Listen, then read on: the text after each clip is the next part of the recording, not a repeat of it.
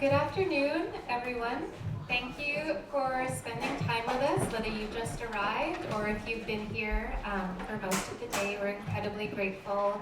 As I'm sure you know by now, there's some food, water, snacks in the back of the space.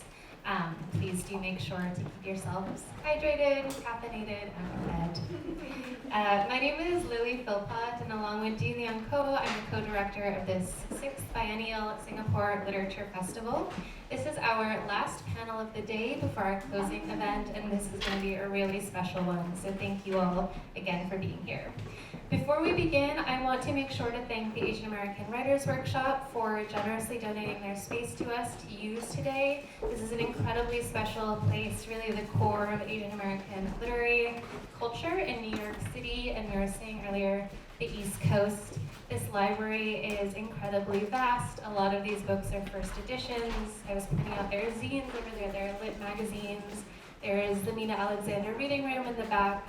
In the breaks between panels, please do take a moment to just appreciate the wealth of knowledge and culture that is gathered here. I want to thank in particular Mohammed Saleh, who's not here right now, but in absentia, Mohammed Saleh is the program manager at AAWW and is awesome. Our final panel of the day is titled Adapting Classics for the Stage. It will bring together a fascinating and multidisciplinary group of art makers, Ong Keng Sen, Martínez, Damon Chua, and our moderator, Zizi Majid. I'm going to give Zizi's bio really quickly, and then she will introduce the speakers. Zizi Majid is a playwright whose plays advocate for a shared humanity. She is the inaugural recipient of the Julia Miles Playwriting Residency, a recent alumni of the Dramatists Guild's Foundation Playwriting Fellowship, and a proud alumni of the WP Lab. She won the Pacific Rim Prize for Playwriting, was a finalist for the Blue Ink Playwriting Award, a twice semi-finalist for the O'Neill National Playwrights Conference, and a finalist for the Columbia at Roundabout New Play Reading Series. Welcome.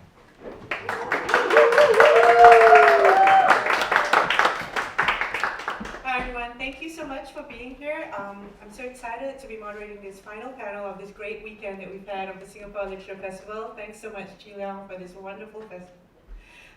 So I'm really excited because I'm going to be moderating this panel, Adapting Classics for the Stage, with artists who I greatly admire, who I'm in awe of. So we have theatre director Ong Keng Sen from Singapore.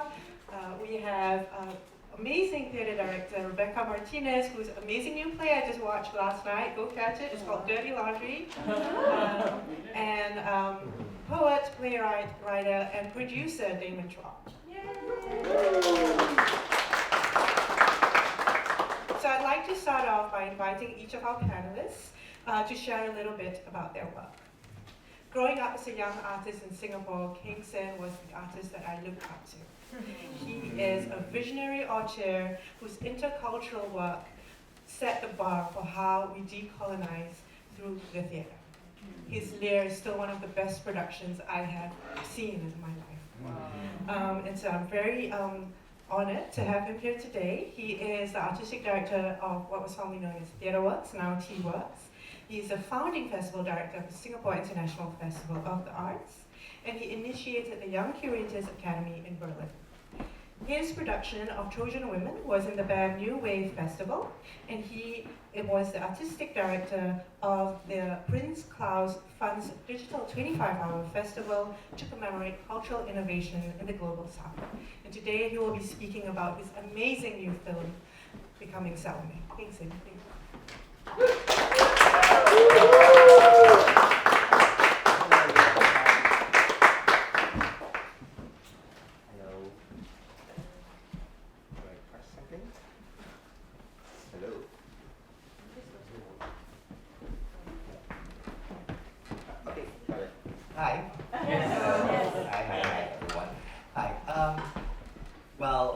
Thank you very much, Zizi, and thank you very much, G and Lily, for having me here, and everyone who's helping with Singapore Unbound. It's really a beautiful time in the sense that I see what we call in Singapore gotong royong, which is the spirit of coming together and sharing whatever we have.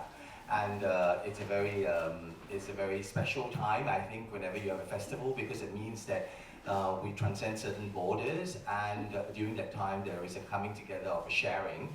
And I want to just kind of go to the slides because we have quite a short time. And the topic today is adapting the classics, and in particular I want to talk about this particular production which is based on Salome, Oscar Wilde's Salome, and in a sense is a little bit about queering classics and the question of what, of course, is queering. And in this particular production, it didn't start out that way, but in the end, because of the extreme diaries or archives of Michaela Daoud, whom I met, it became a production about their archives or their unhappy diaries. And in a way, this is to quote from Sarah Ahmed's The Promise of Happiness. Sarah Ahmed talks about why we have to be unhappy, why we have to continue to remember unhappiness, and why we have to be affect aliens, meaning that we are the ones who kill joy. We kill joy because we remind the rest about the unhappiness or the melancholy of migration, or the unhappiness of being queer, or being a feminist killjoy. These are the three tropes that she has in her book. This idea that you can be one of those who sits at the dinner table and you destroy the conversation because of the fact that you are unhappy or that you are an affects alien. So I think that this sense of let me talk a little bit about how this scene came about, or this show came about. Maybe the next slide, Lily, please. Thank you. So this is the production, which is actually a kind of a film which is broadcast or telecast, screened in the theatre, and there is a live performance, music performance by Kathy Matthews, who in a sense is also a kind of Salome, because she's the live. Is dead. Thank you. She's the live performer, and she's responding musically to the whole film. And there are two sources of films. One is the film that we made in Berlin, and that's with Michaela. So you can see it here. And because the theatre is so intimate, you can see that it fills the entire kind of proscenium arch, and on this side where the TV is, that's the edge of the proscenium arch. And this is the audience balcony. And Kathy is seated in kind of like halfway up the theatre, and this photograph was taken from the back of the theatre. Lily, can I have the next slide? And you can see like it's a very intimate space. It's the New Victoria Theatre in Singapore, and this was the only time that we played it.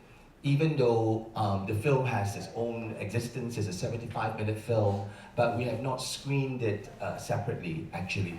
So the production consists of two elements. One is a kind of a live film, which is with the script of Oscar Wilde, and the actress is actually behind the screen. And there is in the course of the event, there are kind of interweaving moments of cinema and performance.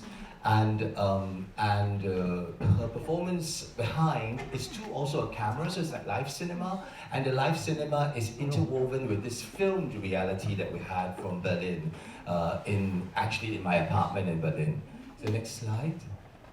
So that's Michaela and myself. I mean, I appear in it more as a kind of as an intervening person and kind of mediating the making of the film. And in a sense, I'm approaching it more like a documentary maker in relation to Michaela's life. Yeah, next slide, please. That's just an image of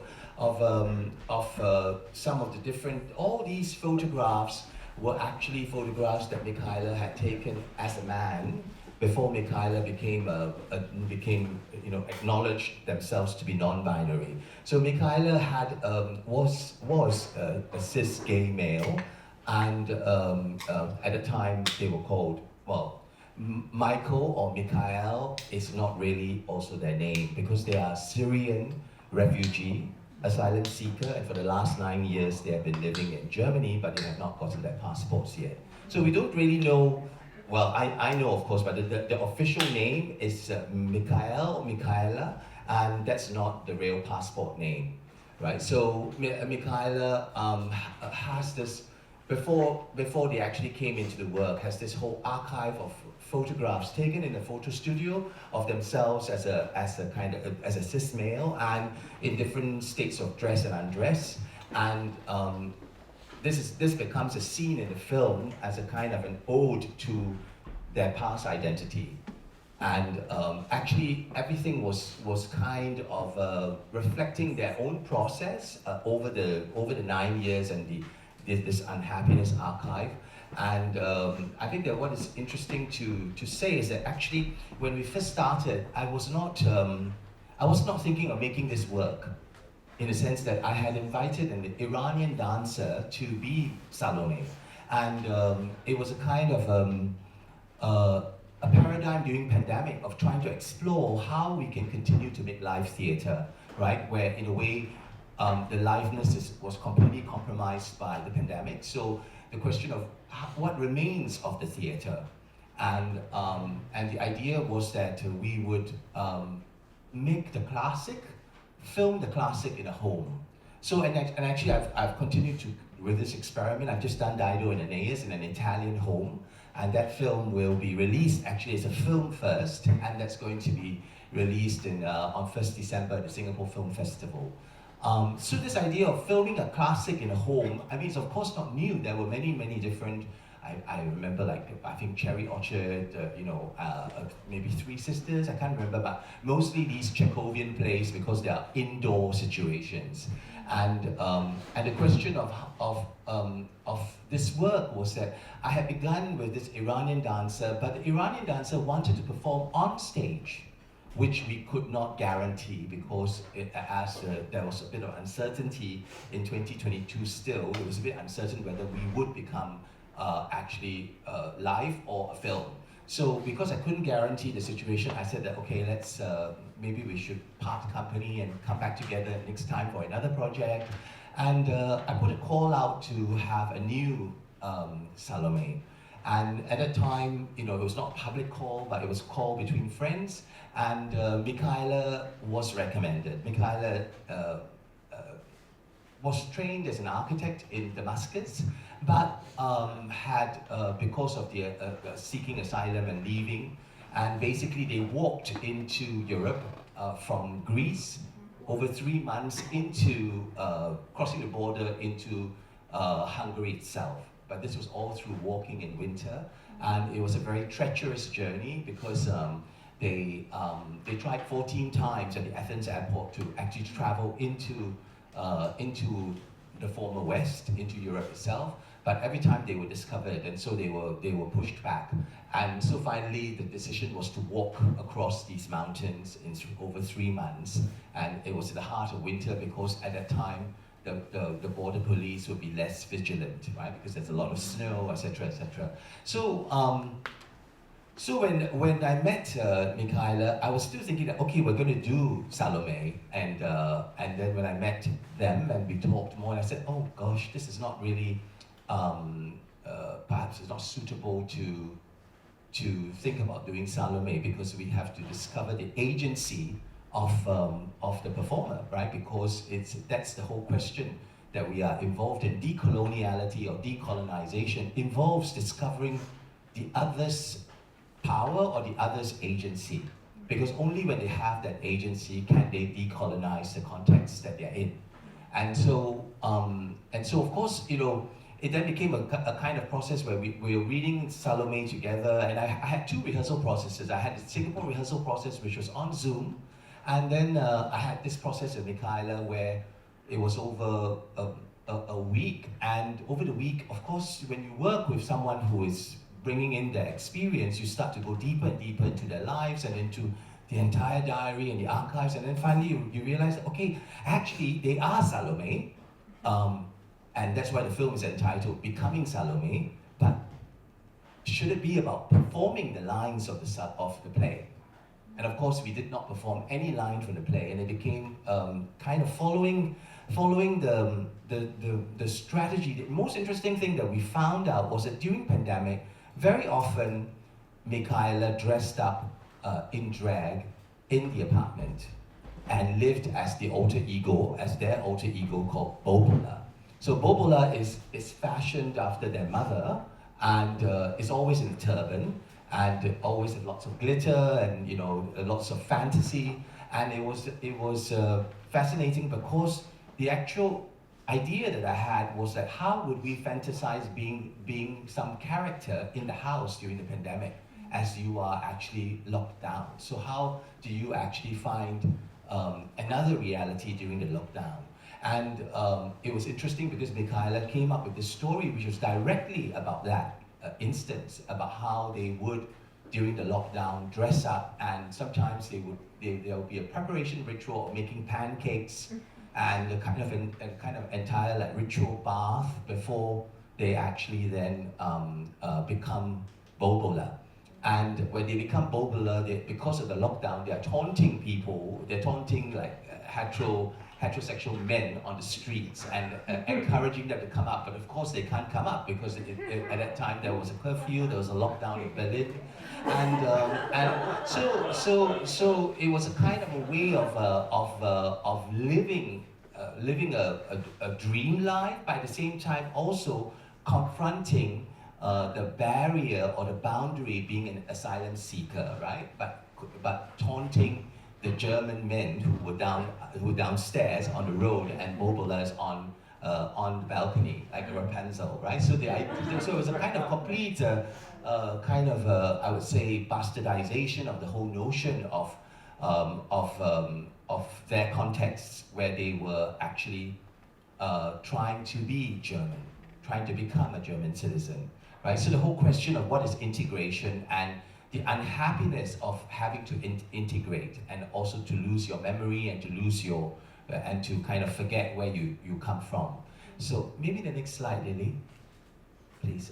Okay, so yeah, so this is a crucial scene in the film where Bobola talks about leaving Turkey, because the storytelling begins from Turkey, where to migrate or to illegally smuggle themselves into the EU, they had to get a series of smugglers, and this cost about 10,000 euros.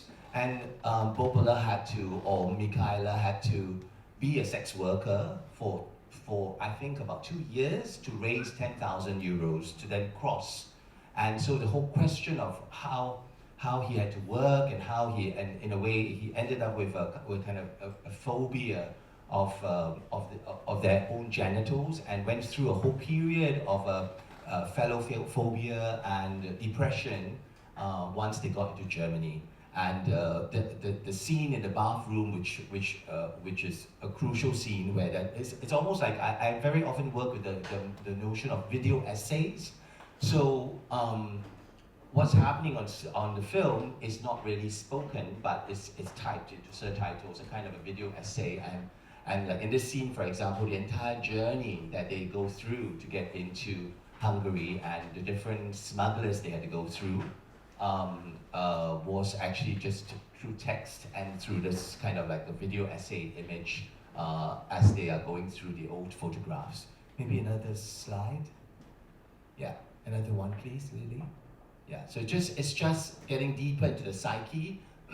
And I think that what was interesting for me was that the fact that as they told the story, they became more and more empowered, and actually through I met them in 2021, and I'm still in contact with them, of course, and I invited them to be in the second film where they were working with costumes, and and now they've gone on to enroll themselves into a master's program in performance, because what happened was that his architecture degree was worthless because their architecture degree was worthless because they were about to finish and they had to escape from Syria, so with no papers.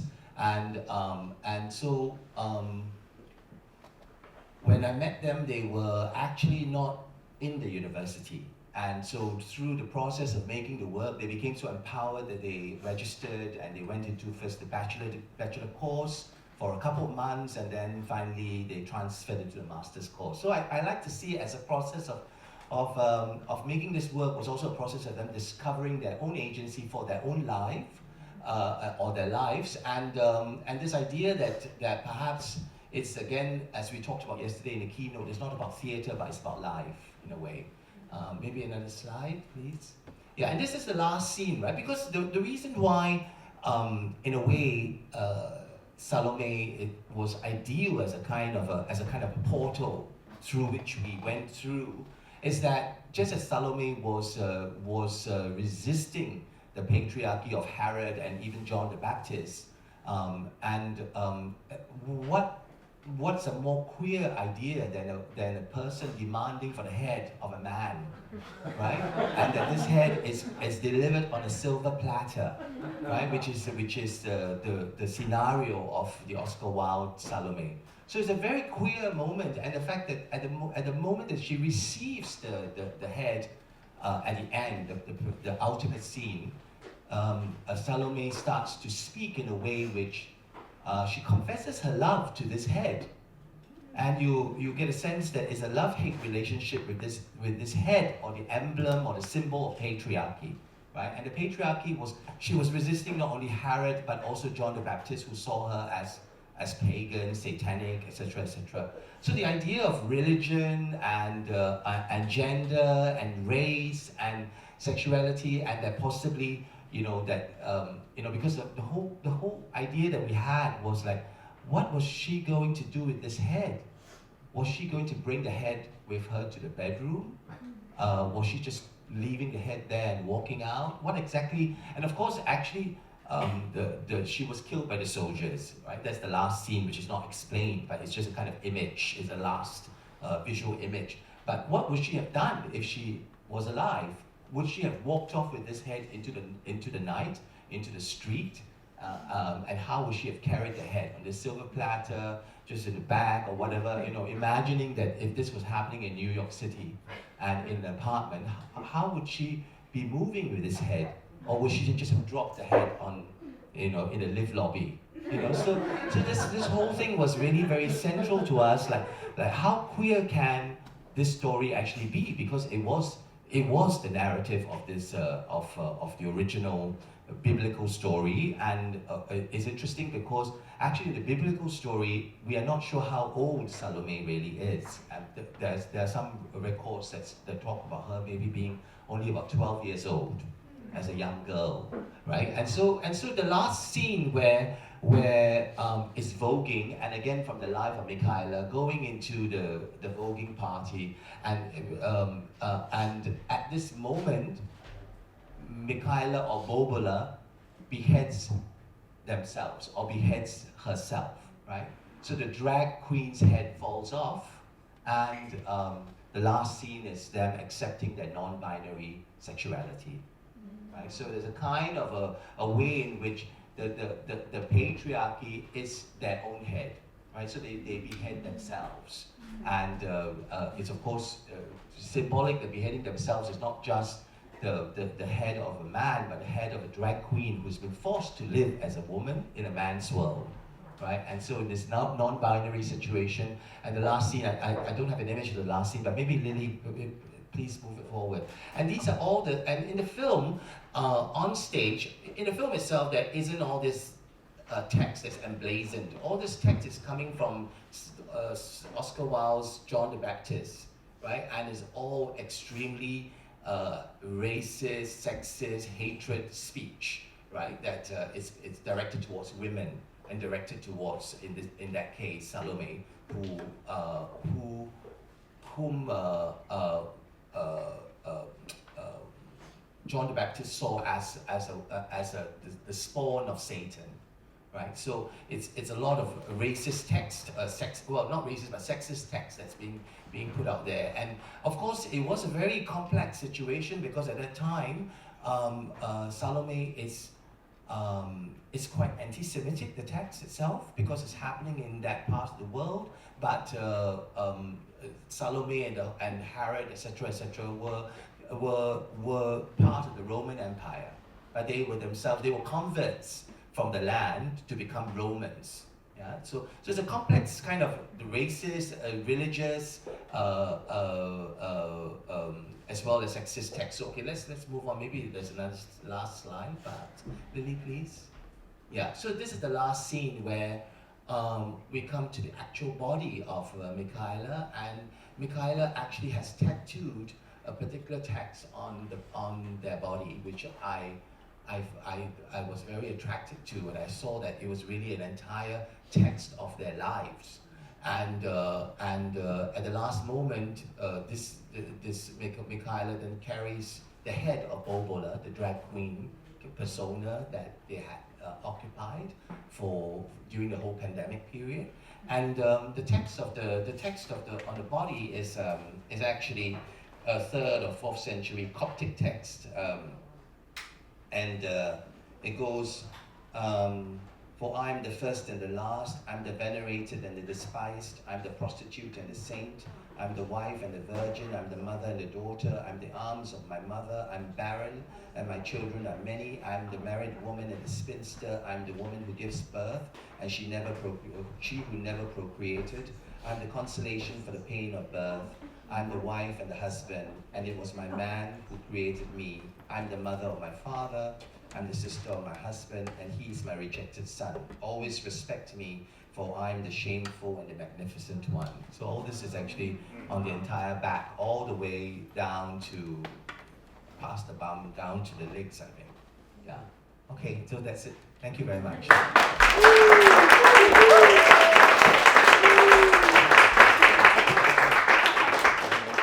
you so much for sharing that text. It's beautiful. I'd now like to invite Rebecca Martínez. Rebecca is a multidisciplinary theater director. She is currently the cohort collaborations director at One Nation, One Project. Her recent work include Bite Me and San Jojo at WP Theatre. She was in the Lincoln Center Theatre Directors Lab and the Drama League Directing Fellow. Awards she has won include the Colorado Award for Directing, 4 Grammy Awards from Portland, and the Lila Jewell Award for Women Artists. And today she's going to speak about her work co-adapting and directing the bilingual musical production of The Comedy of Errors for the Public Theatre's mobile unit. Rebecca.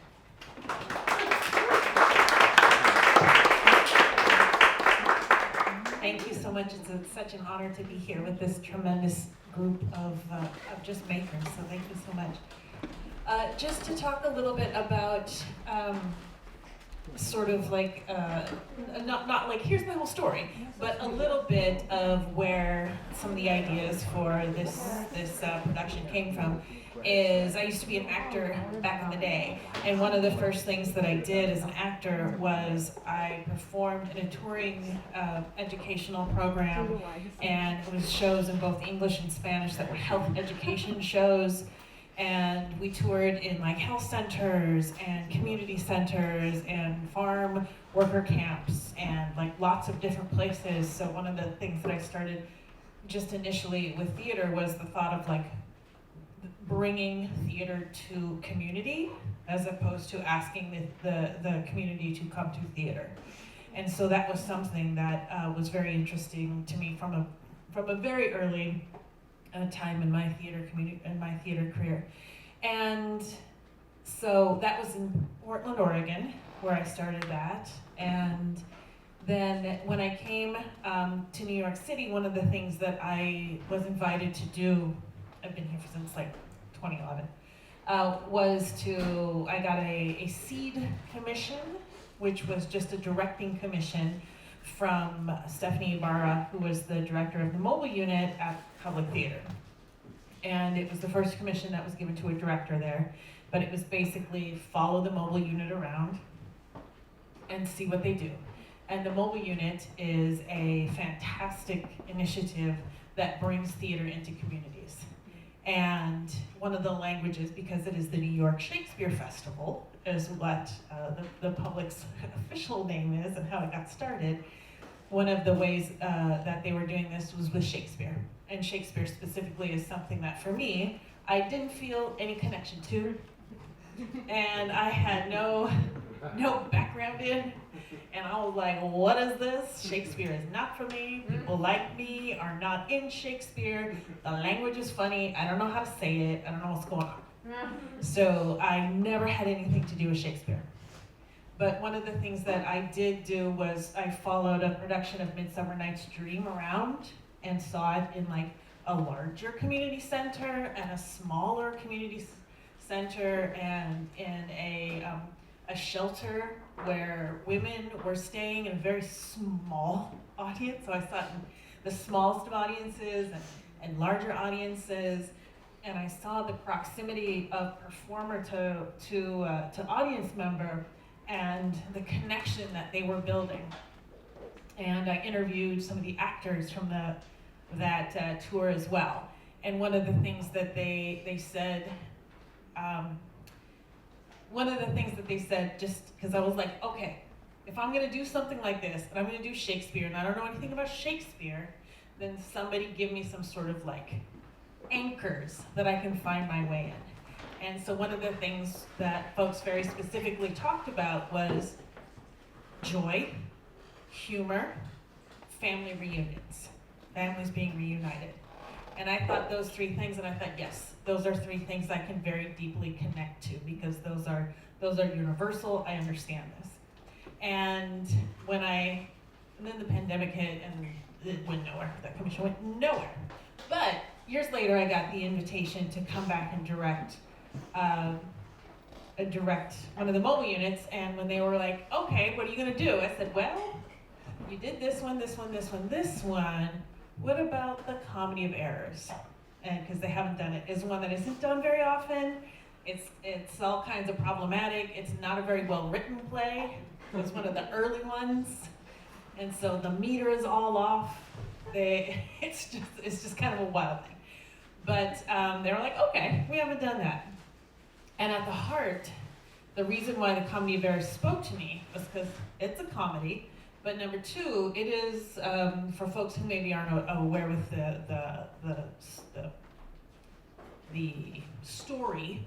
That's the word I'm trying to think of. It's actually about family separation, and a family that is separated because of illegal or just arbitrary laws that a country has put into place that has separated these twins, this family. And so when it's very convoluted, so I won't do the whole thing.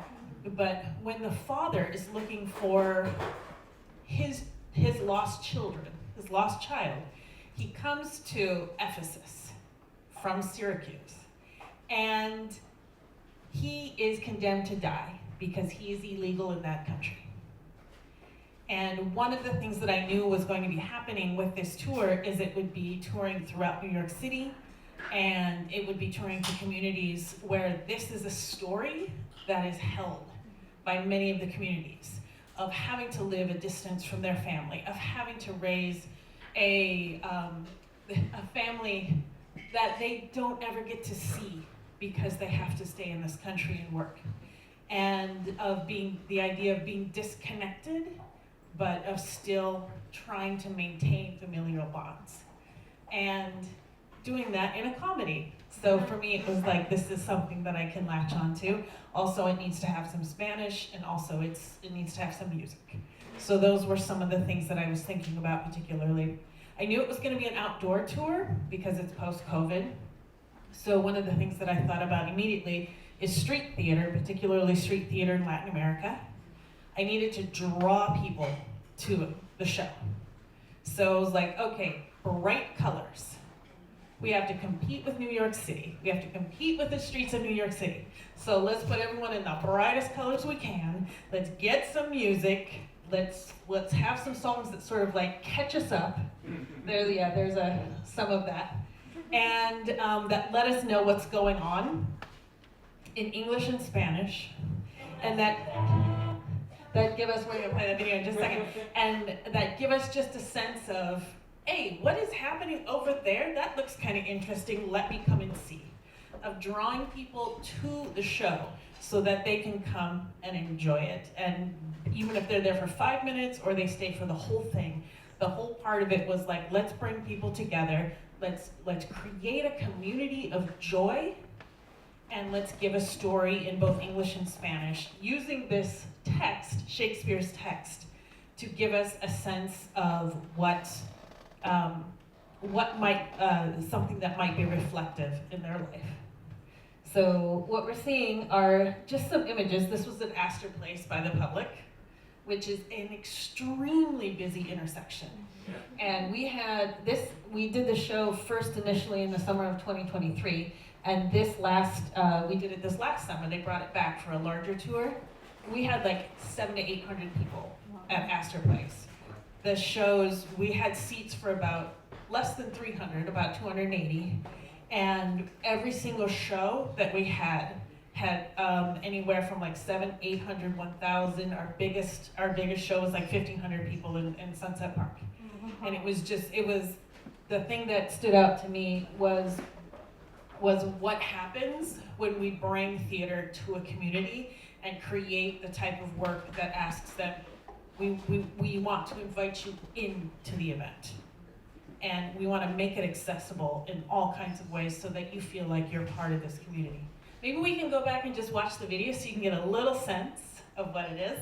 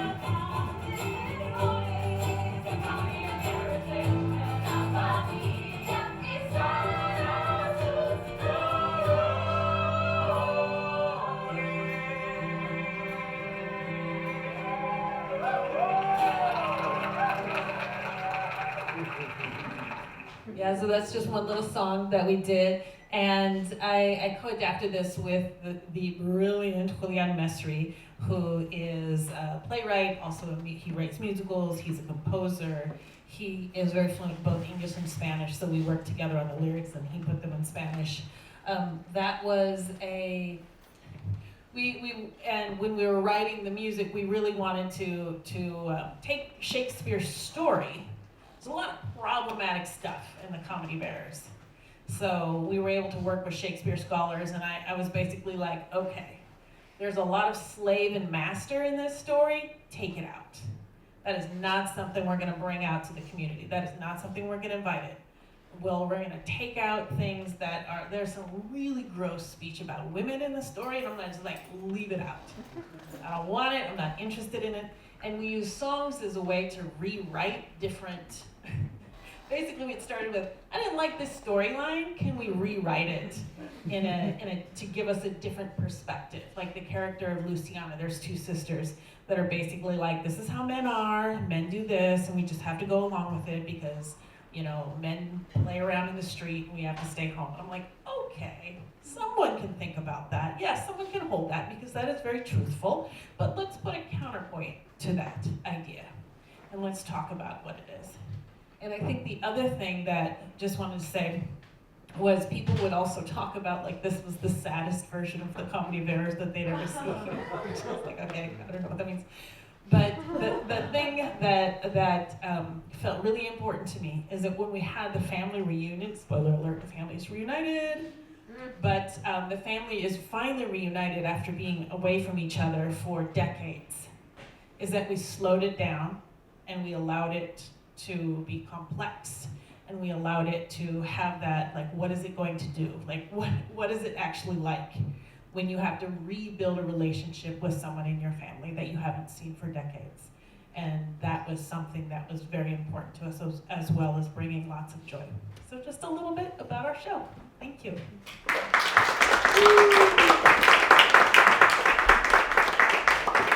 Thank you so much, Rebecca. I would now like to invite Damon Chua, who is the recipient of the Ovation Award for his play, Film Chinois. He is an alumnus of the Public Theatre's Emerging Writers Group, as well as Mining Theatre Company's Writers Lab. He's a published author, and today he will speak about his wonderful play, Warrior Sisters of Wu, that is, takes its inspiration from the Romance of the Three Kingdoms. Thank you, Zizi, and thank you, G and Lily, and for this wonderful festival. There are some slides okay. So this is not exactly a Warrior Sisters of Wu. I'm gonna have a quick introduction about this other play. I'm gonna spend very little time on this other play because I'm gonna focus more on the other one. This is The Empress Nightingale, and it's an adaptation of Hans Christian Andersen's The Nightingale, but it is set in Qing dynasty in China. And so we can scroll through some of the slides. They're pandas, that's the emperor. Next slide, and that's the nightingale, but that's the mechanical nightingale, which replaces the real nightingale. Next slide, that's the nightingale in real life. Next slide, yeah, and then there's a finale, etc. Next slide. Yes, so this is not in chronological order. I just want to give you some flavor of that. Next slide. Yep. So this, just to let you know, because it's a TYA play, theater for young audiences. So that's why there are pandas, there's the lion, there are puppets, there's poetry, there's dancing. One thing you should note that in terms of what I do, I'm fearless. I put everything into a play, and not knowing whether it will ever be produced, because who knows whether people can find puppeteers, or people to be in costume, or people who can speak poetry in 17 syllables exactly, but that's what I do. Next slide.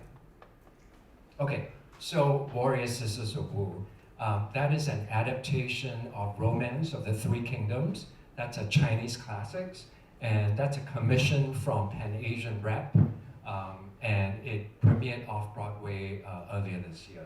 So during the pandemic, 2021, right when nothing was happening, right when I was sitting at home doing absolutely nothing, Pan Asian came to me and said, "Do you want to adapt Romance of the Three Kingdoms?" And of course, would I say no? I mean, I had nothing to do. I was holed up at home.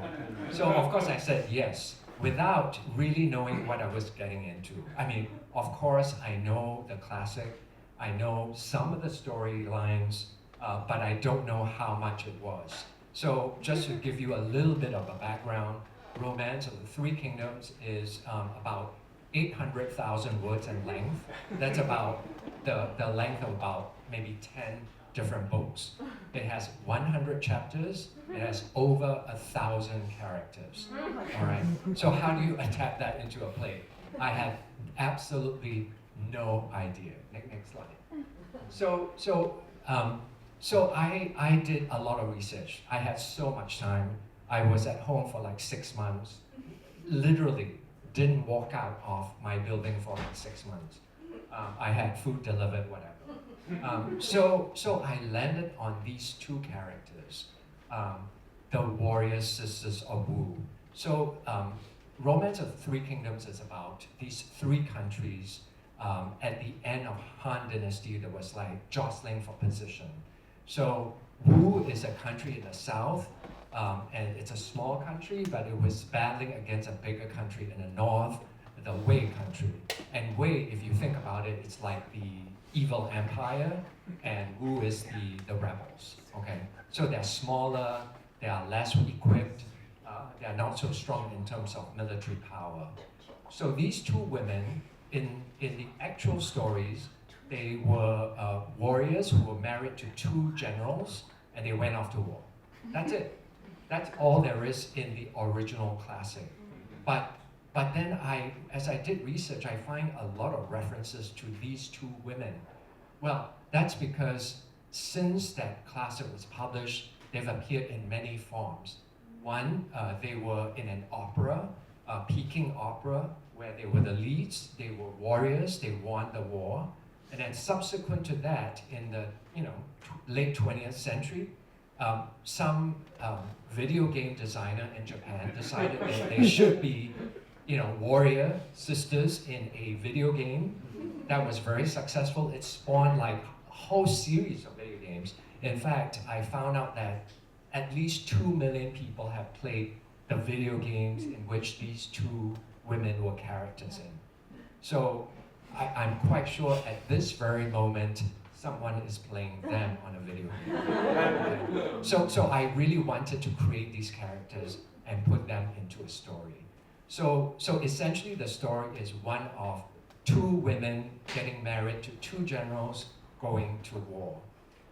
And so how do you tell that story? Because there's very little to go on in the classic, very little to go on elsewhere.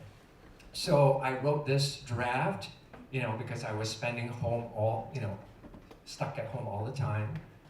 And after 6 months, I thought I had something. No, actually it's longer than that, because the first 6 months was all research. After another 6 months, I kind of finished a draft, a very bad draft. But I knew that it was a commission. I had to kind of give the draft so that I can get a check, So I submitted it and said, maybe you should read it and give me comments, etc. And then I had to fly to Singapore to see my mom. I'm originally from Singapore. So, I've forgotten all about this draft, etc. Then I was sleeping in my childhood, home, in my room. And one morning I woke up and on the shelf was Pride and Prejudice. And thinking, oh my God, I know exactly how to adapt this story now. Because Pride and Prejudice is about two women who, are trying to get married, but really trying to empower themselves to get what they want. And this is what the two women are about. They want to go to war and fight on behalf of their country. They want to lead a group of men to do so. And guess what? The men don't allow them to do so. All right? So that's my story. So it goes beyond Pride and Prejudice to show how these two smart and capable women had to surmount the patriarchy to get to where they want to get to. So next slide. So they trained, they had to battle, all these guys. Next slide. There is also, of course, the love story, because I love a love story. Next slide. But of course, you also fight with your lovers. Next slide. Yeah. And so one difference between this and, say, a romantic comedy is that this takes place during wartime. And so the very existence of their country, the very existence of their land is in question. So it's a very urgent thing. And what they need to do is to use all their resources, men, women, everything, to fight the enemy. And so, next slide. Yeah, so even though they get married, this is not the end of the play. This is where, I guess, Pride and Prejudice would end. Next slide. Okay, so you think, this is the end of the play. No, they actually go to war. And there's a sequence of them kind of going through fighting and everything. The good thing is that they won, history shows us that. I'm not inventing the ending. So I guess, that is really how this thing came about and my process of writing it. But I just want to leave you with 3 thoughts. One is, even though I had a hard time finding many female characters in that Chinese classics, when I actually Google Chinese women warriors, there were tons. On Google, there were so many. I'm like, gosh, all these stories waiting to be told. But not only that, think about it. Most historians, most people who record histories, write about stories are men. So think of the many, many other stories that have been forgotten, So I feel that it's so important to write this kind of story. Second of all, yes, even though this is kind of like, it's set 2,000 years ago, whatever, but the characters live on because they are in a video game. And the video game is not ended. There could be further iterations. So these characters might evolve and that they may become superhero one day. I don't know, you know. And finally, I just want to leave you with this thought. As I mentioned before, you know, I put a lot of different things into a play. Like for the other play, The Empress Nightingale, I had animals, I had puppets, I had a mime show, I had Pai Chi, which is a 17-syllable kind of poem from, it's time appropriate for that era, and I want to put it in. I also had people singing in Mandarin, even though they're Asians and not of Chinese descent. So be fearless, put in whatever you feel that is necessary to tell your story, because who knows, if they believe in your vision, they will tell your story. Thank you.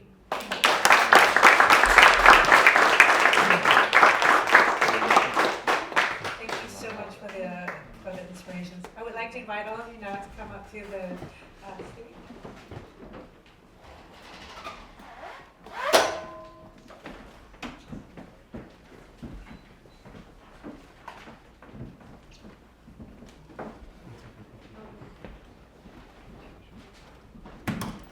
So I thought there was so much that came up in their individual presentations. And I'm very interested as a theater academic in this idea of decolonization, right? And I think so much of our work in the theater strives towards social justice and social change. And you guys talk about being fearless. You talk about bringing up stories that are not often heard.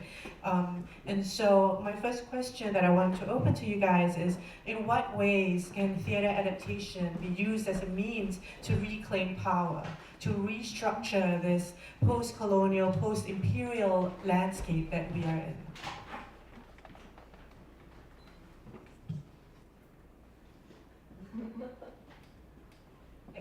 I can start. I think for me, it was for myself of claiming Shakespeare, which, I mean, England is one of the biggest colonizers that we have known, and thinking about how the work of Shakespeare is often viewed as audiences say, this is not how you're supposed to do it. Where are the puffy shirts? Where are the people with the, like the big tall boots? And why are you putting black and brown people in these shows? And why are you changing what it is? And it's like, yeah, Shakespeare's been dead for a very long time. And the whole idea of how it started was to bring people together to have a good time. And so I think it was like, okay, once I felt I had the permission to be able to do it, like, we're gonna do it, and we're gonna do it in a way that feels empowering for us as storytellers and for us as a community. Yeah. And to invite others into the story and to say that this belongs to all of us. 100%.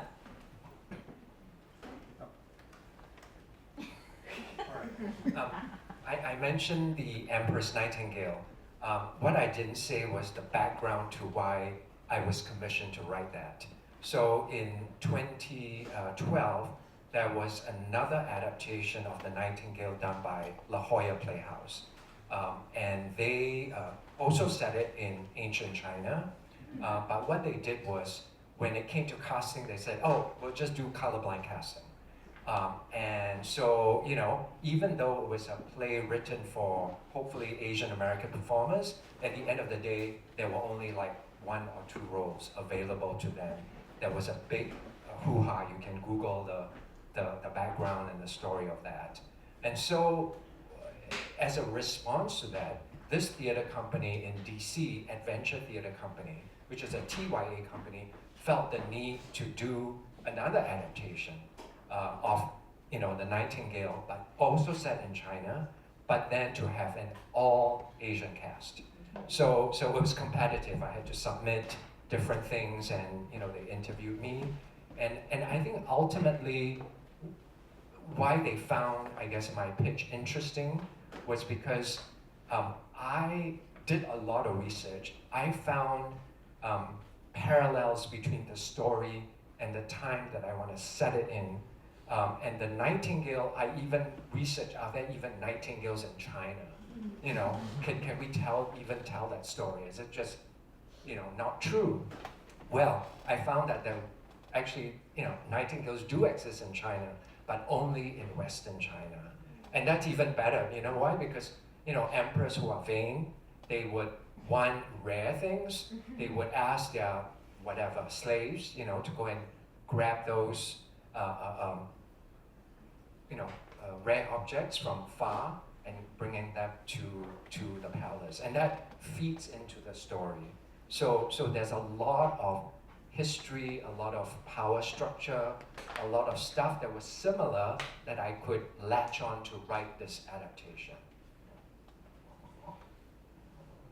I suppose, as I said yesterday, you know, that for me very often is not so much about the theatre, but the life outside the theatre that I'm interested in. And so in that particular project that I discussed, Salome, it was important for me to think about the process of Michaela, and it changed fundamentally the whole work because of Michaela's positionality and their process. So I found that I became a kind of therapist with them, but through the work, you know, through this constant rehearsal process. And it was also a case of, as I said, that the question of developing agency is it's vital for the theatre to take a step back, because it's not about the product, but it's the process of what the individuals are going through. And of course, I myself also learned a lot from being in that project, in particular, kind of just constantly questioning what are we doing with theatre actually, you know, because we say we are doing something, but we very often are not. And I think that there is a need for us to actually destroy the parameters of theatre, because it is not necessarily the be-all and end-all of what we are setting out to do. There's something really powerful in that statement, this idea of destroying the parameters, because it has to do with also the idea of ownership, right? Who has ownership over these stories?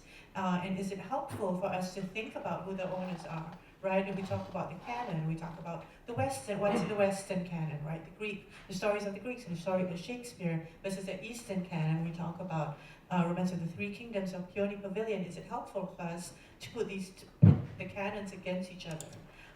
And so next I want to ask, how do we redistribute the ownership of the narratives that tear down those power structures that we find ourselves in? I'll have a go. I kind of thought about that, and I think it's a very difficult question to answer. For example, the adaptation of the Hans Christian Andersen story. It's originally Danish, but it's set in China. I'm a Singaporean, so does it make it a Danish story? Is it a Chinese story? Is it a Singaporean story? Or is it a mixture of all three? I think ultimately it's how it lands with the audience, I feel. So if you go and talk to the audience member who has seen this play, what kind of story would they say it is? You know, they may not even know who Hans Christian Andersen is, right? They may not know anything about Chinese history. They may not know that the playwright was originally from Singapore, but how do they perceive the story? And maybe they don't even perceive it as from where, you know, they just perceive it as a story about, you know, an emperor who becomes it's a story of coming to age, understanding, wisdom, and maybe that's enough, you know, for what that play is trying to do, you know.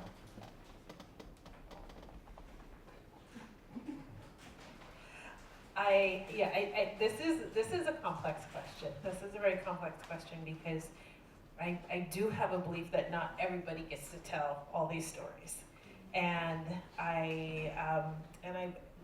partially it is because in like Western Europe has had, especially in the U.S., has had such a strong hold on culture and dominating culture that I'm happy to say, like, y'all can't tell some stories. Y'all can step back and let let people who have not been able to be in those positions be the holders of storytelling. And at the same time, again, I don't own Shakespeare. Nobody owns Shakespeare. But like, if anyone wants to do Shakespeare, go for it. Mess it up, do whatever you want with it. Again, it's free. And I think that's why, one of the things why it is, it's free, but it's also like, there's really good structure in it. It's a very helpful structure, and it's a very good playground to learn and to mess around and to bring your own viewpoint to. I think that there's always quite a lot of different worlds that come together in a theatre experience, right? There's the world on stage, and there is also the world backstage, and there's the world with the audience. So we're all world making on many different levels when we make a work of theatre. So I think for me, I've become more distant from this, or maybe I've taken a more aerial view towards ownership. Because, in 1997 when I did Lear, we had geopolitics in the rehearsal room, who is speaking more? Why is this person speaking more?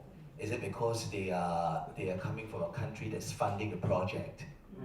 And this kind of geopolitics was driving me crazy, because it was really like, but in the end, it has to really be an organic process. But if you start off by policing the room, what does it actually move towards? What kind of world are we making?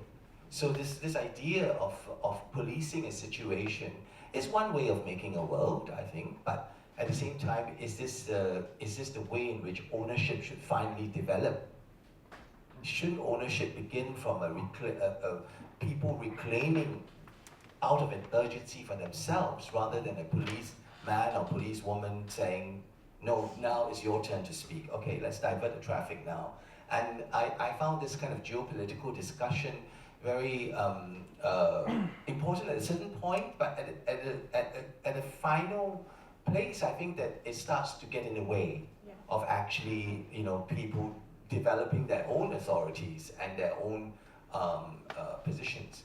So now I feel like as I make work, I think that the only person I have to police is myself, actually, because I feel like, of course, we are the ones, especially when we initiate projects as writers, authors, or different facilitators coming together, we hold the reins of power, and so we have to self-critique that, and we have to actually decolonize ourselves firstly, and I think I tend to go with the flow now, and not stress too much about who is policing who, but to try to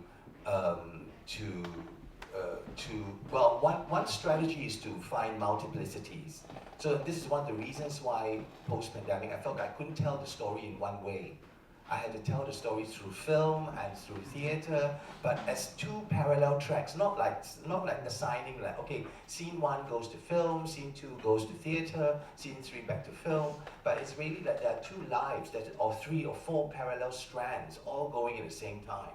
And in a way that then through that multiplicity, we actually decolonize also the kind of geopolitics of the genre, right? Because you also have a kind of the fact that which always happens in theatre, that theatre colonizes writing, theatre colonizes visual art, theatre colonizes video. Everything is told from the vantage point of theatre.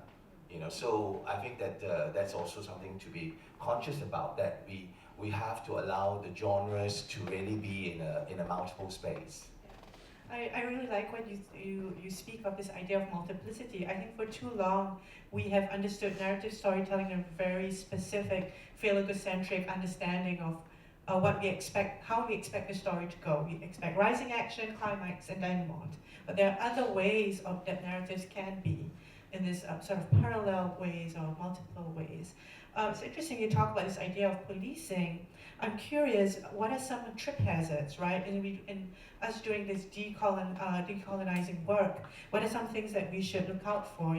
Are there questions of plurality or authenticity or ideas of appropriation? And what are some instances where you've encountered those things?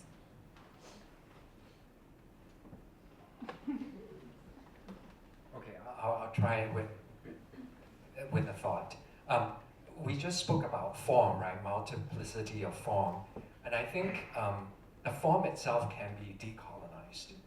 And that's why when I try to write a play, I mean, the play is still, I mean, there are different forms that are equivalent in different culture, but we're still talking about an English language play for an American audience. So there's an expectation of certain things, right?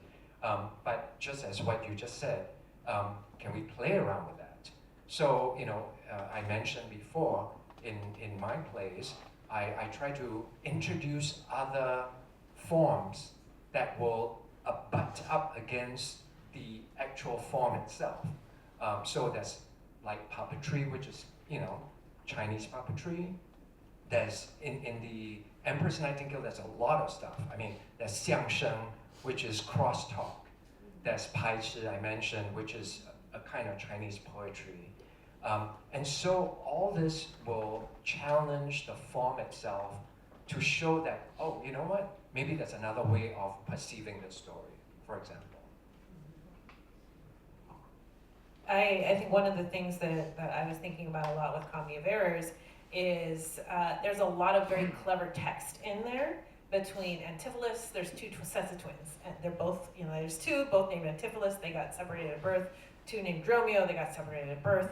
And Dromio in the initial one is the slave, and Antipholus is the master.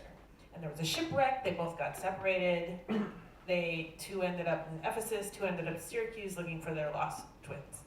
And the one thing was, okay, we're not going to do slave and master, as I said before, but we did have to show status because that is an important part of the story. And so we thought of like Dromio is, okay, so Dromio is the worker.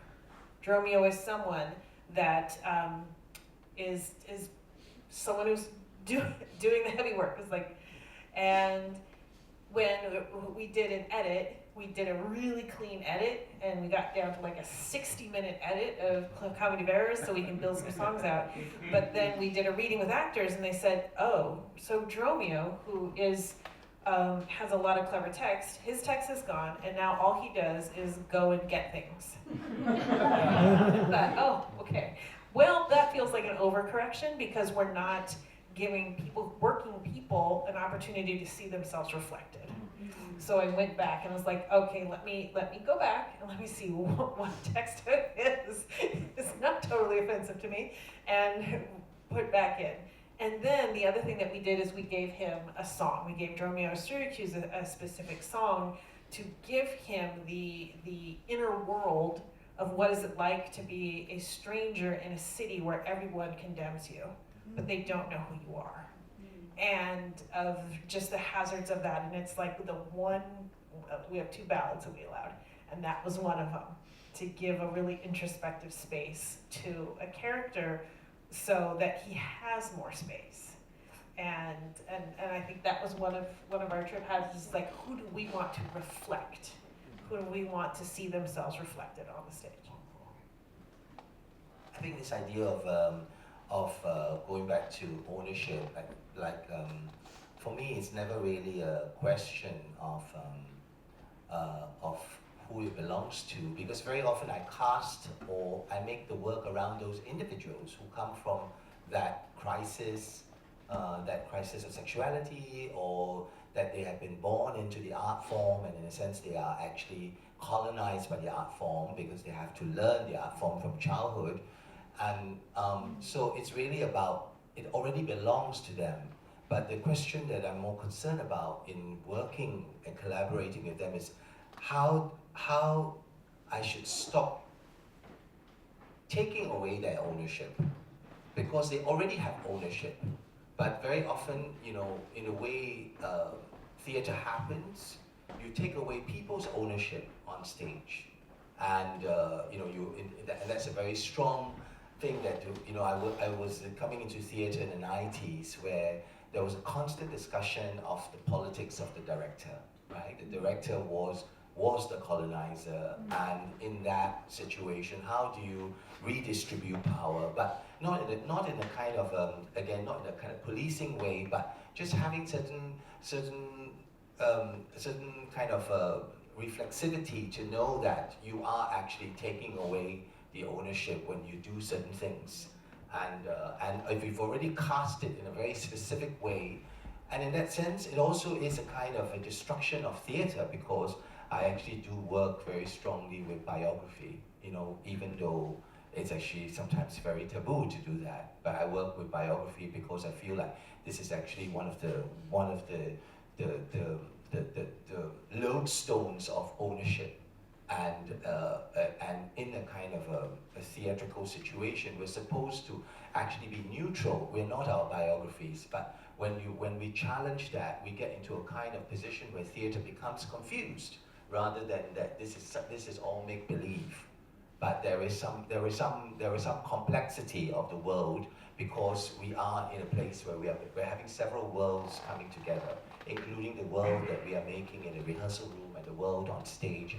And I must say that for me, it's still quite central for me, the world between the performers, because I feel like this is actually the first thing that I am encountering. That's the most direct moment for me as a director with the people that I'm working with. And it's almost like right now, like in Germany, there's been a whole kind of destruction of institutions, because these institutions are talking about freedom, about democracy in the theatre, but in the place that they do, but actually the whole situation backstage is completely hierarchical, right? The way the artistic director runs the company, the way men are dominating women in the staff room, you know, it's atrocious actually. But so this idea of trying to actually look at theatre by, in a way, decolonizing the world that we are making in a rehearsal room is vital, I think. Wonderfully said. Thank you so much. I want to open up the floor to the for questions. We have time for one question. Yes.